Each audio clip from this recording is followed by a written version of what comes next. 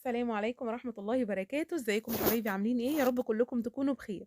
بصوا بقى انا بديت النهارده بالمقطع ده بس علشان خاطر المقطع الاولاني اللي هو اول ما بدأت فيه ان انا اعجن العجينة دي اتفصل من الموبايل، مش عارفة راح فين، هو ضاع بس فين مش عارفة بصراحة، ممكن الولاد يكونوا لعبوا في التليفون ومسحوه، بس انا كنت مصوراه كله والله كامل. بس انا كتبت لكم المقادير كلها على الشاشة وهاقول لكم بالتفصيل أنا عملت إيه. بُصّوا كانت ماما جاية لي عشان تفطر معايا، وبعدين ماما بتحب أوي، أوي يعني تفطر المعجنات، أي حاجة كرواسون، باتيه، الحاجات دي كلها بس في البيت، تمام؟ بتحب الحاجات دي جدًا، فقُلت ما دام هي جاية فأنا هاروح أعمل لها بوريك بالجبنة، خلاص بيبقى طعمه حلو وهي بتحبه جدًا.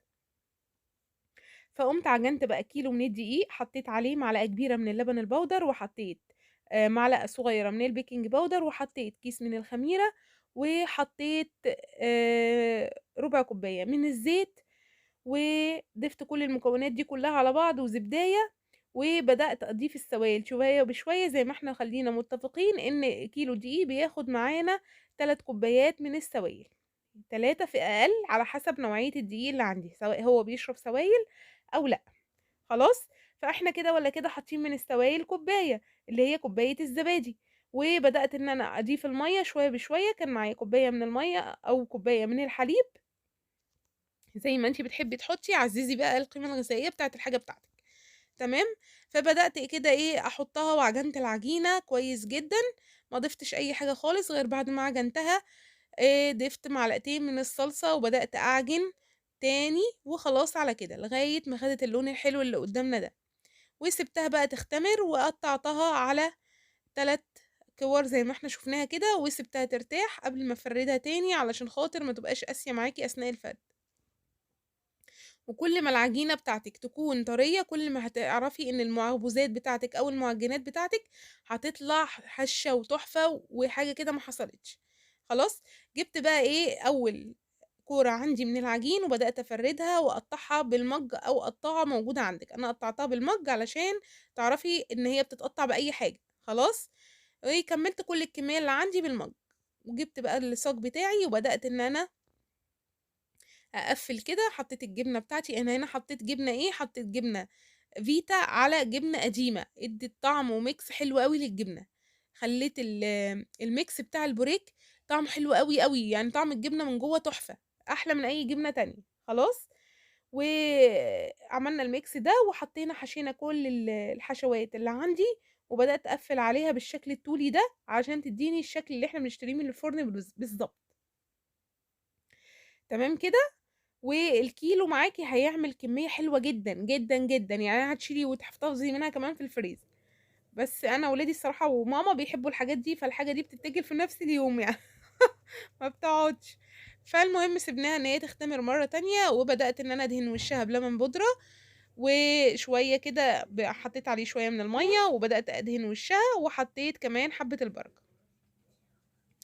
تمام، بُصّوا هشة وجميلة تحفة، تحفة، تحفة مش محتاجة كلام. وسِبتها بقى إن هي تختمر مرّة تانية، وبدأت إن أنا حطيتها في الفرن، إن هي تاخد اللون بقى تحت وفوق كده، وبقت تحفة، تحفة، تحفة، هشة وجميلة، وعملنا الشاي وفطرنا بيها والحمد لله رب العالمين على كل حال، خلاص؟ وكنت ناقعة بقى كمان من بالليل عندي فول، وقُلت هانقع الفول ده علشان خاطر إن أنا أقوم الصبح أسويه، تمام كده؟ فالمهم نقعته ولازم أي بقوليات تتنقع يا جماعة، لازم تتنقع، خلاص ما تتحطش على طول. المعلومة دي أنا لسه عارفاها والله، لإن بيقول لِك إن الحاجات دي كلها فيها سموم، فلازم بتخرج عن طريق إن أنتِ بتنقعيها في المَيّة، تمام؟ فانقعيها كويس جدًا من بالليل حتى لتاني يوم هتبقى معاكِ حلوة وزي الفل.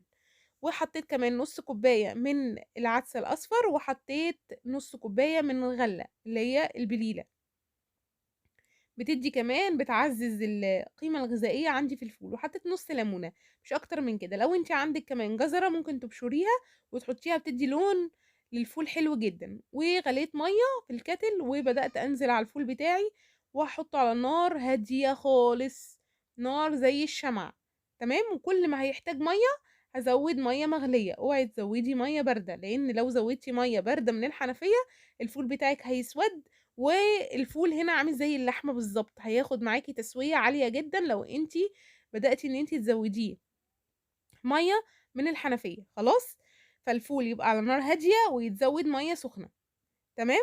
وضيفي بقى الإضافات اللي أنتِ بتحبيها للفول، بيرمي معاكِ كمية كويسة، وينفع للفطار، ينفع للعشا، ينفع للكلام ده كلّه. خلاص، فقُلت النهارده بقى إيه، هاقوم أعمل محشي، طلعت كده وطقِّت في دماغي أنا هاعمل محشي، لا والله مع إني أنا تعبانة ومش قادرة، بس قُلت لأ والله العظيم أنا هاعمل النهارده محشي. فقُمت كده لقيت كده كام شريحة من اللحمة، دي وِش الفخدة، بتستوي معاكِ بسرعة في الحاجات اللي زي كده، وبدأت إن أنا أعمل فيها إيه، إن أنا أدوقها علشان خاطر الأنسجة بتاعتها تطرى وكده وتخش فيها التتبيلة وتستوي معايا في الفرن بسرعة. اضغطي من لو هي تخينة القطعية تخينة معاكِ اضغطي من جوّه لبرّه، تمام، بالمدق بتاعِك من جوّه على برّه، هتلاقي القطعة بتاعتِك كده كبرت والأنسجة بتاعتِك فتّحت وبقت حلوة، وهتشرب معاكِ كل التتبيلة بتاعتِك وهتستوي كمان بسرعة. كل ما هتبقى تخينة، كل ما هتبقى قاسية، لإن إحنا كمان هنسوي المحشي ده كمان في الفرن. فمش عايزين الحاجة تاخد معانا وقت طويل، والمحشي في الفرن غير يا جماعة، بيبقى أحلى بكتير، بكتير لمّا تعمليه على النار من فوق، بيبقى طعمه بجد، بجد حلو جدًا، جدًا، جدًا. جرّبي كده المحشي في الفرن، هتلاقي طعمه مختلف عن الطعم اللي أنتِ بتعمليه على النار من فوق، تمام؟ وكمان بالأخص لمّا تعمليه في الفخار، الفخار بيدّي طعم ونكهة وريحة للأكل بتاعِك غير طبيعية. جرّبيه كده في الفخار، حلو أوي، أوي، أوي كمان وتسويته وبعدين بيحتفظ بالحرارة بما إننا كمان داخلين على الشتا أهو، في الشتا، فهتلاقي كده الأكل بتاعِك إيه، سُخن كده مولّع، مش هيبرد منِّك على طول. المهم قُلت اللحمة بقى خلاص دقيتها، حطيتها في البريم بتاعي أو الطاجن بتاعي، وهابدأ إن أنا أعمل لها بقى إيه، التتبيلة دي حلوة جدًا، جدًا، خلِّت طعم اللحمة في حتة تانية، ولا شوّحت اللحمة ولا اديتها صدمة ولا الكلام ده كلّه، على طول. حطيت نُص طماطماية، وحطيت بصلتين صغيّرين، وحتّة كده من قرن فلفل حار، وحطيت ملح، وحطيت فلفل أسود، وحطيت دبس الرمان، وحطيت معلقة صغيّرة كده من التوم أو فصين من التوم، بتدّي نكهة للحمة خطيرة وللمحشي خطيرة، يعني جرّبوها هتبقى تحفة، تحفة، تحفة. بجد والله العظيم أنا عايزة أقول لكم إن المحشي ده ما اتبقاش محشاية، يعني صباع واحد ما اتبقاش والله العظيم 3. ممكن تبقي رامية إن الحاجة تقعد معاكِ يومين، لا يومين إيه خلاص هو يا دوبك الطاجن اتحط اتشال من غيره، بس الحمد لله بألف هنا وشفا على اللي كَل. خلاص وحطيت فلفل أسود وحطيت رشة من جوزة الطيب وحطيت ملح وحطيت بهارات لحمة، خلاص، هي بيبقى فيها كل حاجة بقى. بدأت إن أنا إيه أضغط كده وبإيدي على كل التتبيلة اللي عندي دي، علشان خاطر كده البصلة تطلّع ريحتها والتومة تطلّع ريحتها والطماطم تنزّل العصارة بتاعتها. بتبقى حلوة جدًا بقى على اللحمة، واللحمة كده إحنا داقينها، هتشرب التتبيلة بتاعتي وهتبقى خطيرة، مش محتاجة إن هي تقعد فيها ولا حاجة. عقبال ما تحشي أنتِ المحشي بتاعِك تكون هي شربت كده التتبيلة وبقت حاجة كده وهمية، تمام؟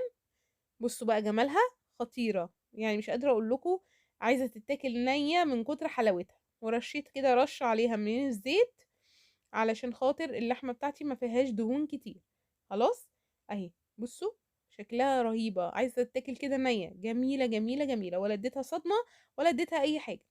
المهم كان عندي ورق عنب، الورق العنب ده متفرّز عندي من السنة اللي فاتت، وكان يعني قُلت بقى إيه خلاص هاقوم بقى أنا أعمله، لإن أنا السنة دي يعني ما حالفنيش الحظ إن أنا أفرّز ورق عنب، خلاص، قُلت إيه هاقوم بقى أطلّع لإن كانت ليلي عمّالة تزن عليَّ إن أنا عايزة ورق عنب ونفسي آكل محشي ورق عنب، فقُلت خلاص هاقوم بقى أعمل، مع إني والله العظيم بجد المحشي ده أنا من الناس اللي باستتقله، يعني اللي هو إيه، يوم المحشي ده يوم إرهاق، يوم تعب، في ناس بتستلذ جدًا يوم المحشي ده وتقول لك ده أسهل يوم في حياتي، اللي هو إيه، أنا باعمله كده في minute، لا والله العظيم أنا باستتقله جدًا يعني، ما أعرفش أنتم زيي بقى والّا مش زيي مش عارفة، بس. بس والله ما خدش وقت منّي خالص وكانت قرفته حلوة زي ما بيقولوا.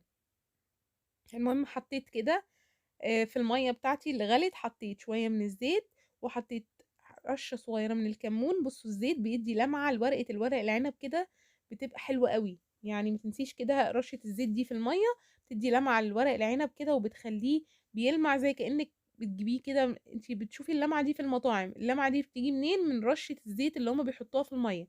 خلاص، بتدّيكِ كده لمعة للورقة، يبقى شكلها حلو أثناء التسوية، ولمّا تيجي ترصيها وأنتِ عندِك ضيوف بيبقى شكلها حلو أوي كمان. تمام.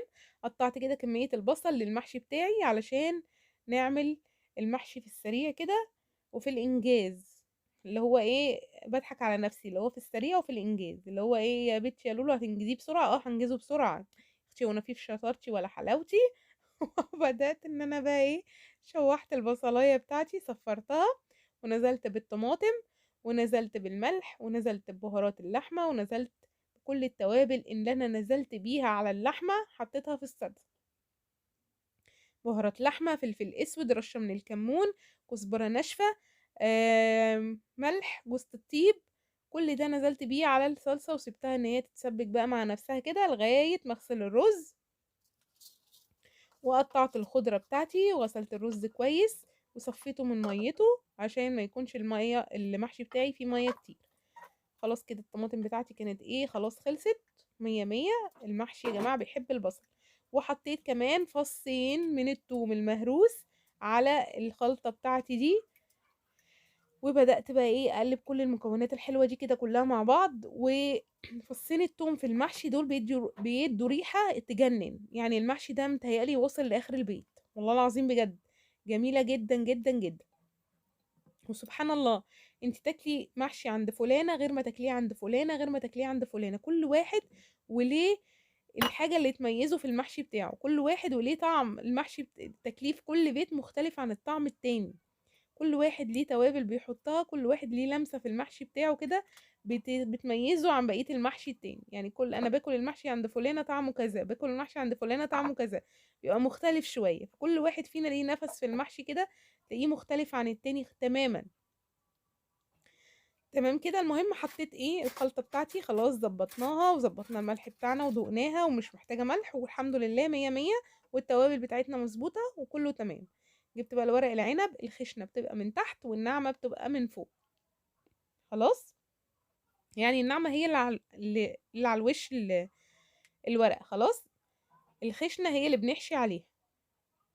المهم حشيت بقى المحشي بتاعنا، رحت طبعا خدت كل الكلام ده كله وقعدت على جنب حشيته، وحشيت كمان معاه فلفل وحطيته في الطاجن كده زي ما احنا شايفين.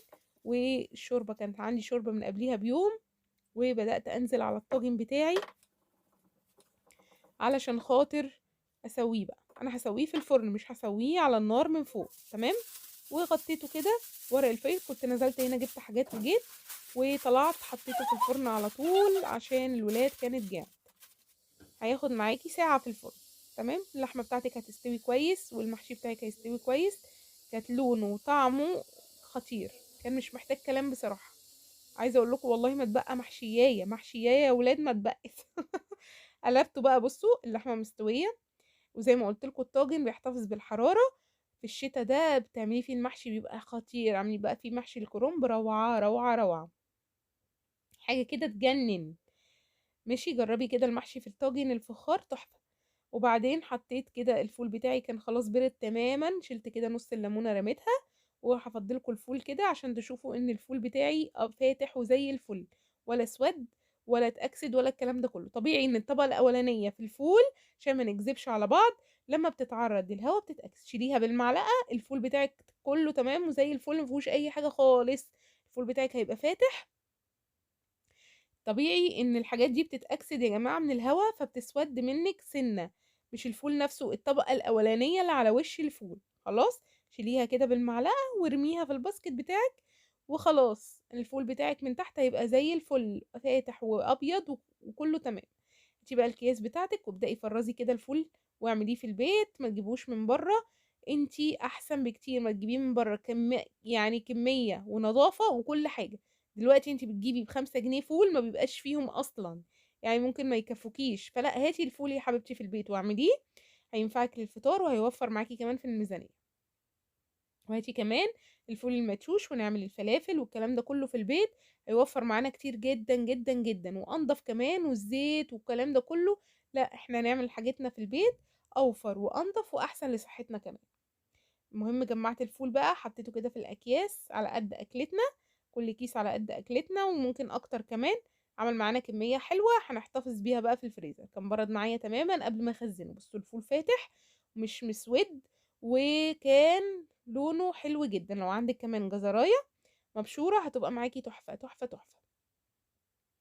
خلاص قعدت بقى كده أكلت فاكهة وكده، رستقت نفسي كده على جنب وأنا تعبانة، وقُلت بقى إيه خلاص كده يا بنتي يا لولو اليوم بتاعي خلص، برتقانة مع سفندية مع الكلام ده كله والحمد لله، خلّينا نهتم بالفاكهة اليومين دول، لإن زي ما قُلت لكم الوباء منتشر، فالحمد لله على كل حال. يا رب يكون الفيديو خفيف عليكم، ولايك وشير وسبسكرايب للقناة، مع ألف سلامة حبايبي.